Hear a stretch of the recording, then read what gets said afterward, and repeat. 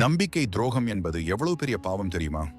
மகாபாரத போர் முடிந்த பின் சில காலம் நல்லாட்சி செய்த பாண்டவர்கள் பரீட்சித்திடம் நாட்டை ஒப்படைத்துவிட்டு முக்தி பெற முடிவு செய்தனர்.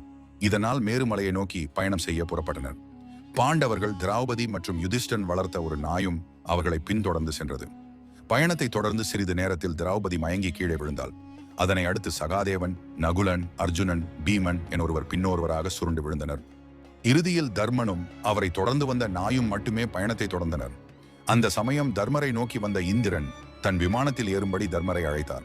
அப்போது தர்மர் கூறினார், நான் நாட்டை விட்டு வந்ததிலிருந்து என்னை பின்தொடர்ந்து வந்த இந்த நன்றியுள்ள ஜீவனையும் என்னுடன் அழைத்து வர அனுமதி அளியுங்கள் என்றார். இந்திரனோ நாய்கள் இழிப்பிறவிகள், சொர்க்கம் வர தகுதியற்றவை என நாயை விமானத்தில் ஏற்ற மறுத்துவிட்டார். அதற்கு தர்மன் கூறினார், ஐயனே, கொடிய பாவம் என்பது அடைக்கலமாக வந்தவரை காப்பாற்றாமல் இருப்பது, பெண்களை கொள்வது, நல்லவர்களின் பொருளை அபகரிப்பது, நண்பனுக்கு தீங்கு செய்வது ஆகிய 4 கொடிய பாவமாகும். இந்த பாவங்களை விட மிக கொடிய பாவம் நம்பிக்கை துரோகம். எனவே என்னை நம்பி வந்த இந்த நாயை தனியே விட்டு வரமாட்டேன். தனக்கு அப்படி ஒரு சொர்க்க வாழ்வும் வேண்டாம் என்றார் தர்மர். இது நாள் வரை தர்மரை தொடர்ந்து வந்த நாய் தர்ம தேவதையாய் உருவெடுத்து, தர்மரே, உன் பெருமையை உலகுக்கு உணர்த்தவே உன் பின்னால் நான் வந்தேன்.